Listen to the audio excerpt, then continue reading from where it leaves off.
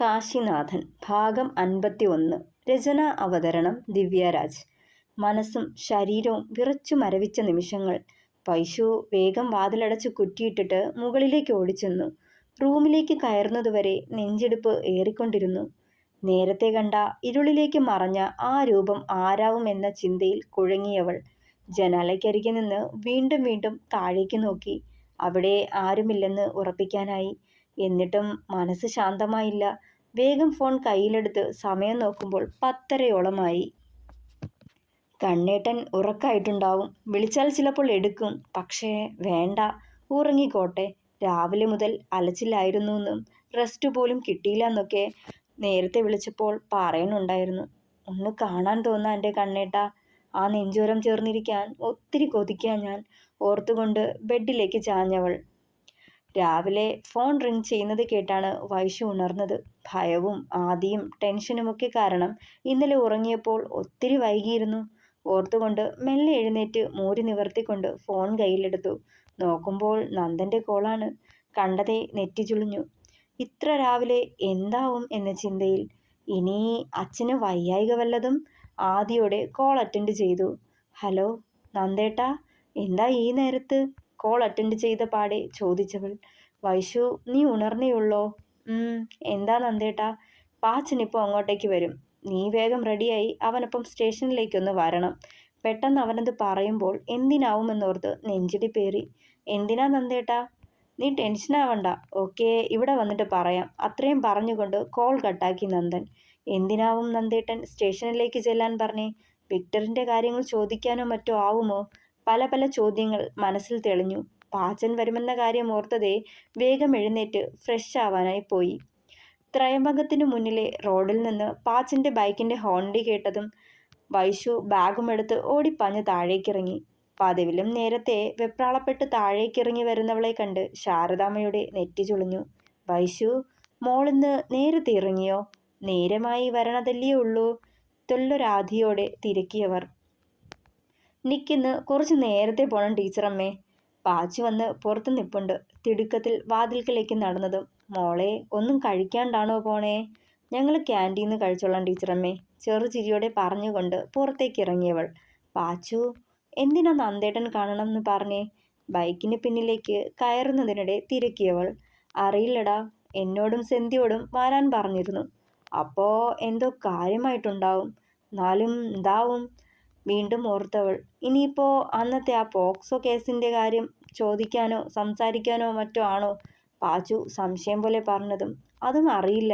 കാരണം നിന്നോട് കൂടി വരാൻ പറഞ്ഞില്ലേ? അന്ന് നമ്മൾ രണ്ടാളും കൂടിയല്ലേ അത് കേസാക്കിയത്. അവൾ ഓർത്തെടുത്തു. എന്നാ പിന്നെ സെന്തിലിനോട് വരാൻ പറഞ്ഞതോ? എന്തായാലും പോയി നോക്കാം. പാച്ചൻ കുറച്ച് വേഗതയിൽ ബൈക്ക് മുന്നോട്ടോടിച്ചു. സ്റ്റേഷന് മുന്നിൽ തന്നെ നിൽപ്പുണ്ടായിരുന്നു സെന്തിലും നന്ദനും. ബൈക്ക് നിർത്തിയതും വൈശു അവനടുത്തേക്ക് ചെന്നു. എന്തിനാ നന്ദേട്ടാ രാവിലെ തന്നെ ഇവിടേക്ക് വരാൻ പറഞ്ഞേ? ആദിയോടെ ചോദിച്ചവൾ. കാര്യമുണ്ട്, നിങ്ങൾ വാ പറഞ്ഞുകൊണ്ട് അകത്തേക്ക് കയറിയവൻ. പിന്നാലെ 3 പേരും. നിന്റെ മനസ്സമാധാനം കളഞ്ഞുകൊണ്ടിരിക്കുന്ന ഒരാളെ ഇന്നലെ എനിക്ക് കിട്ടി. അയാളെ ഒന്ന് ഗുണദോഷിക്കാനാ നിന്നെക്കൂടി വിളിപ്പിച്ചേ. അത്രയും പറഞ്ഞതും അമ്പരപ്പോടെ വൈശു അവനെ നോക്കി. നന്ദേട്ടൻ ആരുടെ കാര്യമാണ് പറയണേ? അയാളുടെ ആണോ? ആ വിക്ടറിൻ്റെ? പെട്ടെന്ന് ചോദിച്ചതും അതേ എന്ന് തലയാട്ടിയവൻ. നെഞ്ചിടിപ്പേറി വൈശുവിൻ്റെ. നന്ദന് പിന്നാലെ മുന്നോട്ട് ചെല്ലുമ്പോൾ വല്ലാത്ത ഭയം തോന്നി. അവൾ നന്ദൻ്റെ കയ്യിൽ മുറുകെ പിടിച്ചു. ലോക്കപ്പിൽ ഒരു മൂലയ്ക്ക് കാൽമുട്ടിൽ മുഖമമർത്തി പതുങ്ങിയിരുന്നവനെ അടച്ചിട്ട ഇരുമ്പഴിക്കുള്ളിലൂടെ കാണുമ്പോൾ വിറച്ചുപോയി വൈശു. ഇരുമ്പഴിക്ക് പുറത്ത് ലാത്തി കൊണ്ട് 1-2 തവണ ഉറക്കെ തല്ലിയതും പെട്ടെന്ന് മുഖമുയർത്തി നോക്കിയവൻ. തൊട്ടു മുന്നിൽ വൈശുവിനെ കണ്ടതും കണ്ണുകൾ വികസിച്ചവൻ്റെ വശ്യതയോടെ അവളെ നോക്കി നിന്നേയുള്ളവൻ. ഡോ ഇറങ്ങ് പറഞ്ഞുകൊണ്ട് നന്ദൻ സെല്ല് ഓപ്പണാക്കിയതും അയാൾ ഭയന്ന് കൂനി പുറത്തേക്കിറങ്ങി വന്നു. വൈശു ഭയം കൊണ്ട് പാച്ചൻ്റെ പിന്നിലേക്ക് വലിഞ്ഞു. ഇന്നലെ രാത്രി നൈറ്റ് പെട്രോളിങ്ങിന് ഇറങ്ങിയ സുധാകരേട്ടൻ്റെ മുന്നിൽ ചെന്ന് പെട്ടതാ. ത്രയംബകത്തിൻ്റെ മതിൽ ചാടിക്കടന്ന് ചെന്ന് പെട്ടത് ആളുടെ മുന്നിലാ. കൈയൊടിഞ്ഞു പൊക്കി. വിക്ടറിനെ അടിമുടി ഒഴിഞ്ഞുകൊണ്ടാണ് നന്ദൻ അത് പറഞ്ഞത്. തലേന്ന് ഇരുട്ടിലേക്ക് മറഞ്ഞുപോയ ആ നിഴൽ രൂപം വിക്ടർ ആവണമെന്ന് ഓർത്തതേ നടുക്കത്തോടെ വൈഷ്ണവി അവനെ നോക്കി. കൊടുക്കാനുള്ളതൊക്കെ കയ്യിൽ കിട്ടിയപ്പോൾ തന്നെ സുധാകരേട്ടൻ കൊടുത്തിരുന്നു. പറയവേ കോളറിൽ തൂക്കി അവനെ അവൾക്ക് മുന്നിലേക്ക് കൊണ്ടു നിർത്തി. സർ, എന്നെ ഒന്നും ചെയ്യല്ലേ, ഞാനിനി വൈഷ്ണവിയുടെ മുന്നിലേക്ക് കൂടി പോവില്ല, ഭയപ്പാടോടെ പറഞ്ഞവൻ. എന്നാ നിനക്ക് കൊള്ളാം പന്നം മോനെ, ഇനി മേൽ നിന്റെ നിഴൽ പോലും ഈ പെണ്ണിന്റെ ഇട്ടാവട്ടത്തേക്ക് ചെല്ലരുത്, മനസ്സിലായോടാ? അവന്റെ ഭീഷണിയും കോപ്പിലെ വിരട്ടലും. എടാ മോനെ, കെട്ട് കഴിഞ്ഞതാ അവളുടെ, മറ്റൊരുത്തന്റെ പെണ്ണാവള്. എത്ര വട്ടം പറഞ്ഞതാടാ നിന്നോട്? എന്നിട്ടും അവളെ വിടാതെ പിന്തുടർന്നതല്ലേ നീ? അവന്റെ കോപ്പിലെ തീം കുന്നു. ഇനി നീ ഈ പേരും പറഞ്ഞ് അവളുടെ മുന്നിലെങ്ങാനും ചെന്നാൽ, പറഞ്ഞുകൊണ്ട് വൈശുവിന്റെ മുന്നിൽ വെച്ച് തന്നെ അവന് 2 കൊടുത്തു. മതി മതി നന്ദേട്ടാ, ഇനിയും തല്ലണ്ട, എനിക്ക് കാണണ്ട ഇതൊന്നും. നിന്ന് വിറച്ചവളെ സെന്തിൽ ചേർത്ത് പിടിച്ചു. ദയവ് ചെയ്ത് ഇനി എൻ്റെ പിന്നാലെ വരരുത്, എനിക്ക് കുടുംബമുണ്ട്, ജീവിതമുണ്ട്. എന്നെ മാത്രം ലോകമായി കൊണ്ട് നടക്കണ ഒരാളാ എൻ്റെ കണ്ണേട്ടൻ. ആ മനുഷ്യനെ അല്ലാതെ മറ്റൊരാളുടെ നിഴലിനെ പോലും സ്നേഹിക്കാനോ ഉൾക്കൊള്ളാനോ എനിക്കാവില്ല. ചിന്തിക്കാൻ കൂടി പറ്റില്ല അങ്ങനൊന്നും. ഇനി മേലിൽ എന്നെ പിന്തുടർന്ന് വരരുത്, യാചനയാണ്. ഇരുകൈയും കൂപ്പി അവളത് പറയുമ്പോൾ ഒന്നും മിണ്ടാതെ മുഖം കുനിച്ചേയുള്ളൂ വിക്ടർ. വീണ്ടും അയാളെ പിടിച്ചു വലിച്ച് സെല്ലിലേക്ക് കൊണ്ടുപോയി നന്ദൻ. സാറേ, എന്നെ വിട്ടൂടെ, എനിക്ക് പോണം, വിക്ടർ നന്ദനോട് കെഞ്ചി. നിന്റെ വീട്ടിൽ അറിയിച്ചിട്ടുണ്ട്, ഉത്തരവാദിത്വപ്പെട്ട ആരെങ്കിലും വരട്ടെ, എന്നിട്ട് എഴുതി തന്നേക്കണം, ഇനി മേലിൽ നീ വൈശുവിന്റെ പിന്നാലെ ചെല്ലില്ലെന്ന്. അത് കഴിഞ്ഞ് ആലോചിക്കാം ബാക്കി. നന്ദന്റെ കനത്ത ശബ്ദം ഉറക്കെ കേട്ടവിടെ. പുറത്തിറങ്ങുമ്പോഴും സെന്തിലിന്റെ മുഖം തെളിഞ്ഞില്ല. എന്തോ മനസ്സിലിട്ട് അലട്ടും പോലെ. ഇനിയവൻ പ്രശ്നത്തിനൊന്നും വരത്തില്ലായിരിക്കും അല്ലേ വൈശു? പേടിച്ച് വിറച്ച് നിൽക്കുക ആ നാറി. അവൻ ഇത്രയ്ക്കേ ഉള്ളായിരുന്നു. അയ്യേ, നന്ദൻ പിടിച്ച് 2 അടി കൊടുത്തപ്പോ മുള്ളിപ്പോയി. പാച്ചൻ പുച്ഛിച്ചു. അത് നിന്റെ തോന്നലടാ പാച്ച. ഓക്കെ, അവന്റെ അഭിനയം. അവന്റെ കണ്ണില് പകയുണ്ടായിരുന്നു. അവൻ ഇനിയും വരും. ഇനിയാ വൈശു, നീ ഒത്തിരി സൂക്ഷിക്കണ്ടേ? എന്തൊക്കെയോ മനസ്സിൽ കണ്ടുകൊണ്ട് സെന്തിൽ അത് പറയുമ്പോൾ വൈശു നടുക്കത്തോടെ മുഖമുയർത്തി നോക്കി.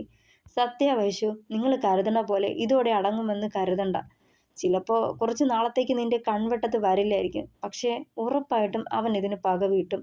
നോവിച്ചു വിട്ട പാമ്പിനെ പോലെ അവന് നിന്നോട് പകയുണ്ട്. വല്ലാത്ത ഭാവത്തിൽ സെന്തിൽ അത് പറയുമ്പോൾ നന്ദനും അവിടേക്ക് എത്തിയിരുന്നു. നീ ആ അകത്ത് കിടക്കുന്നവനെ എന്ത് ചെയ്യാൻ പോവാടാ നന്ദ? സെന്തിൽ നന്ദനെ ഒന്ന് ഇരുത്തി നോക്കി. വീട്ടിൽ അറിയിച്ചിട്ടുണ്ട്, ആരെങ്കിലും വരും, അവർക്കൊപ്പം അയക്കാമെന്നാ കരുതുന്നേ. അവനെ ഏതെങ്കിലും നല്ലൊരു സൈക്യാട്രിസ്റ്റിനെ കൂടി കാണിക്കാൻ പറഞ്ഞേക്ക്. സെന്തിൽ പറഞ്ഞതും അവനെ നോക്കി നെറ്റി ചുളിച്ചു നന്ദൻ. ഇവനിതോടെ അടങ്ങുമെന്ന് കരുതണ്ട. ഇവളുടെ ജീവൻ ഇപ്പോഴും അപകടത്തിൽ തന്നെ, സൂക്ഷിച്ചോ. കുറച്ചുനാൾ നീ മാറി നിന്നാലും വേണ്ടില്ല വൈശു, അതാ നല്ലത്. ഫൈനൽ എക്സാമിന് ഇനി 2 മാസം കൂടിയേയുള്ളൂ. അതുമല്ല, സ്കൂളിന്റെ ആനുവൽ ഡേ വരാൻ പോവുക. സ്റ്റേജ് ഹാൻഡിൽ ചെയ്യേണ്ട ചുമതല ഇവൾക്കാ. അതുവരെയെങ്കിലും അവൾ ഇവിടെ നിന്നോട്ടെ സെന്തി, നമ്മളൊക്കെ ഇല്ലേ ഇപ്പോ? അത് കഴിഞ്ഞ് 2 മാസം വെക്കേഷന് കാശിയുടെ അടുത്തേക്ക് പോവാം, പാച്ചു കൂട്ടിച്ചേർത്തു. പറയേണ്ടത് ഞാൻ പറഞ്ഞു. ആനുവൽ ഡേയേക്കാളും വലുതല്ലേ ഇവളുടെ ജീവനെങ്കിൽ ഇവിടെ നിന്നോ. എനിക്കൊന്നും പറയാനില്ല. ഇനി നിങ്ങൾ തീരുമാനിച്ചോ. സ്കൂളിലും റോഡിലും എവിടേക്ക് പോവാനും ഒക്കെ നമ്മൾ കൂടെ ഉണ്ടാവും. പക്ഷേ എപ്പോഴും എല്ലാ നിമിഷവും അങ്ങനെ കൂടെ നിൽക്കാൻ പറ്റില്ല. അതുകൊണ്ട് പറയുക, 2 മാസത്തെ കാര്യല്ലേ, തൽക്കാലം ലീവ് എടുത്ത് അവനടുത്തേക്ക് ചെല്ലാൻ നോക്ക്. നമ്മളൊക്കെ അല്ലാതെ പുറത്തൊരു പട്ടിക്കുഞ്ഞു പോലും അറിയരുത്, അവൻ കടുപ്പിച്ചു. എന്നാലും വൈശു അവനെ നോക്കിയതും. പറയുന്നത് കേൾക്ക്. വീണ്ടും താക്കീതോടെ അവളെ നോക്കി സെന്തിൽ. എതിർത്തൊന്നും പറഞ്ഞില്ല, സമ്മതഭാവത്തിൽ തലയാട്ടിയതല്ലാതെ. ലീവോ? അതൊന്നും പറ്റില്ല. ഈ അവസാന നിമിഷത്തിൽ ഇങ്ങനെയൊക്കെ വന്ന് പറഞ്ഞാൽ നടക്കുന്ന കാര്യമല്ല വൈഷ്ണവി ടീച്ചറെ, തറപ്പിച്ചു പറഞ്ഞുകൊണ്ട് അവളെ ഒന്ന് മിഴികളുയർത്തി നോക്കി HM രാമചന്ദ്രൻ സാർ. ആനുവൽ ഡേക്ക് ഇനി ആകെ 2 ആഴ്ചയേ ഉള്ളൂ. അത് കഴിഞ്ഞ് കുട്ടികളുടെ ടൂർ, പിന്നെ പരീക്ഷ. ടീച്ചർ കൂടി ഇല്ലാണ്ട് ഇതൊന്നും നല്ല രീതിയിൽ നടന്നു പോവില്ല. നിങ്ങളെപ്പോലെ ചിലരെ കുറച്ചെങ്കിലും സെൻസോടെ പ്രവർത്തിക്കുന്നവരേ ഉള്ളൂ. മറ്റുള്ളവരൊക്കെ പ്രായം ചെന്നവരാ, അറിയാലോ. നിങ്ങളൊക്കെ 10 നിമിഷം കൊണ്ട് ചെയ്യുന്നത് അവർ 2 മണിക്കൂർ എടുക്കും. അതുകൊണ്ടാ പറഞ്ഞേ ലീവ് തരാൻ പറ്റില്ല എന്ന്. HMന്റെ മറുപടി ഇതായിരിക്കുമെന്ന് പ്രതീക്ഷിച്ചിരുന്നെങ്കിലും വല്ലാത്ത നിരാശ തോന്നി. കണ്ണേട്ടൻ അടുത്ത് ചെല്ലണത് ഒത്തിരി സ്വപ്നം കണ്ടതായിരുന്നു, അത് നടക്കില്ലല്ലോ എന്നോർത്തുള്ള നിരാശ. സർ പ്ലീസ്, അവൾ വീണ്ടും കെഞ്ചി. നോ, ഇതിലിനി ഒന്നും പറയാനില്ല, തനിക്ക് പോവാം. പിന്നെ ലീവ് കിട്ടിയേ ആവുള്ളൂ എന്നാണെങ്കിൽ 2-3 ദിവസത്തേക്കുള്ളത് തരും, അതിൽ കൂടുതൽ കിട്ടില്ല. മുഖത്തെ കണ്ണാടിയൊന്ന് അമർത്തിക്കൊണ്ട് മിഴികൾ ഉയർത്തി നോക്കി അയാൾ. ഞാൻ ആലോചിക്കട്ടെ സർ. അത്രയും പറഞ്ഞുകൊണ്ട് നിരാശയോടെ പുറത്തേക്കിറങ്ങുമ്പോൾ പാച്ചൻ ഒക്കെ കേട്ട് പുറത്തു നിൽപ്പുണ്ടായിരുന്നു. കിട്ടിയില്ലല്ലേ? മുഖം ചുളിച്ചവൻ. രണ്ടോ മൂന്നോ ദിവസത്തേക്ക് വേണമെങ്കിൽ പൊയ്ക്കോളാൻ നിരാശയോടെ പറഞ്ഞതും ചില നേരത്ത് രാജപ്പൻ്റെ തോളത്ത് കൈയിട്ട് നടക്കാൻ തോന്നും. പക്ഷെ ചില നേരത്തെ അങ്ങേരുടെ ചൊറിഞ്ഞ വർത്തമാനം കേട്ടാലേ കാലേ വാരി ഭിത്തിയിലടിക്കാൻ തോന്നും. അവൻ കലിപ്പിൽ പറഞ്ഞു. പാച്ചു, എനിക്ക് കണ്ണേട്ടനെ കണ്ടേ പറ്റൂ. ഒത്തിരി ആഗ്രഹിച്ചു പോയതാ ഞാൻ. ചുണ്ടു കൂർപ്പിച്ചതും. നിനക്കെന്താടി? അവൻ ഇവിടെ നിന്ന് പോയിട്ട് ഒരാഴ്ചയല്ലേ ആയുള്ളൂ. അതിനു മുന്നേ എന്ത് കാണാനാടി അവളെ ആക്കിയതും. എനിക്ക് പോണം, എനിക്കെൻ്റെ കണ്ണേട്ടനെ കാണണം. സങ്കടം വന്നിട്ട് ശബ്ദമിടറി കണ്ണു നിറഞ്ഞവളുടെ. ഇനിയിപ്പോ മറ്റേ സിനിമയിൽ ആ കൊച്ച് എനിക്ക് എൻ്റെ അയ്യപ്പനെ കാണണേ എന്ന് പറഞ്ഞ മാതിരി ആയല്ലോടി. എനിക്ക് കാണണം, വീണ്ടും കെഞ്ചി അവൾ. വൈശു, നിന്നെ ഈ ഉണ്ണിയേടൻ പാച്ചുവേട്ടൻ ബാംഗ്ലൂർ കൊണ്ടുപോട്ടെ? കുസൃതി ചിരിയോടെ ചോദിച്ചത്. മുഖത്ത് ചെറുചിരി തെളിഞ്ഞു വന്നു അവളുടെ. എന്നാ പിന്നെ എൻ്റെ കൊച്ചു ചെന്ന് ലീവ് ചോദിക്ക്. തന്നില്ലേ ആ രാജപ്പൻ്റെ കഴുത്തിന് പിടിക്കാടി. കുറുമ്പോടെ പറഞ്ഞതും. ആടാ, നിനക്ക് കഴുത്തിന് പിടിക്കാൻ ഞാൻ നിന്ന് തരാം. കുരുത്തം കെട്ടവൻ. രാമചന്ദ്രൻ സാറിൻ്റെ ഗാംഭീര്യം നിറഞ്ഞ ശബ്ദം കേട്ടതും ചമ്മലോടെ തിരിഞ്ഞു നോക്കി പാച്ചൻ. സാറോ? എവിടുന്ന് വന്നു ഇപ്പോൾ? ചമ്മലടങ്ങിയ ചിരിയോടെ ചോദിച്ചതും. ഞാൻ വന്നിട്ട് വർഷങ്ങൾ കുറേ ആയടാ. നിന്നെ പഠിപ്പിച്ച് അധ്യാപകനാക്കിയത് എൻ്റെ കഴുത്ത് പിടിക്കാനാ അല്ലേടാ? അവൻ്റെ ചെവിക്ക് പിടിച്ചതും. അയ്യോ സാറേ, നാറ്റിക്കല്ലേ, അബദ്ധം പറ്റിയതാ. പിള്ളേര് കണ്ട നാറിപ്പോവും ഞാൻ. എല്ലാവരുടെയും മുന്നിൽ മസിൽ പിടിച്ചാ നിൽക്കുന്നേ. ഓ ആണോ? നിന്നെ കണ്ട് വളർന്ന എൻ്റെ പിള്ളേരുടെ ഗതി എന്താവുമോ എന്തോ. ഒരു നിമിഷം അയാൾ മുകളിലേക്ക് നോക്കി പറഞ്ഞതും ഇളിച്ചു കാട്ടിയവൻ. അതെ സാറേ, വൈശുവിന് ലീവ് കൊടുക്കുമ്പോൾ എനിക്കും കൂടി. അകത്തേക്ക് പോവാനരിങ്ങി അയാളോട് കെഞ്ചി. ഞാനൊന്ന് ആലോചിക്കട്ടെ. അവനെ കൂർപ്പിച്ചൊന്ന് നോക്കിയിട്ട് അകത്തേക്ക് കയറിപ്പോയ മനുഷ്യൻ. കിട്ടിയോ? ചിരി കടിച്ചു പിടിച്ചു നിന്ന വൈശു കളിയാക്കിക്കൊണ്ട് ചോദിച്ചതും. ഇല്ലടി, ചോദിച്ചു വാങ്ങി. കുരുപ്പ്. അവൻ പല്ല് കടിച്ചു പിടിച്ചു. തുടരും.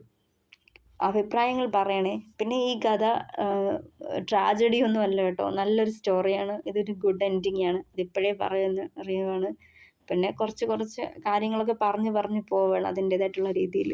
അപ്പോൾ എല്ലാവരും സപ്പോർട്ട് ചെയ്യണേ. എല്ലാവരും വീഡിയോ മുടങ്ങാതെ കാണണം. നിങ്ങളുടെ സപ്പോർട്ട് ഉണ്ടെങ്കിൽ എനിക്ക് മുന്നോട്ട് ചെയ്യാൻ പറ്റുള്ളൂ. ഞാൻ പറഞ്ഞ വീഡിയോ ആയിട്ട് അധികം വൈകാതെ ഞാൻ വരും കേട്ടോ. ആ പുതിയ കഥയില്ലേ, അതുമായിട്ട് ഞാൻ അധികം വൈകാതെ വരും. അപ്പോൾ എല്ലാവർക്കും താങ്ക്സ്.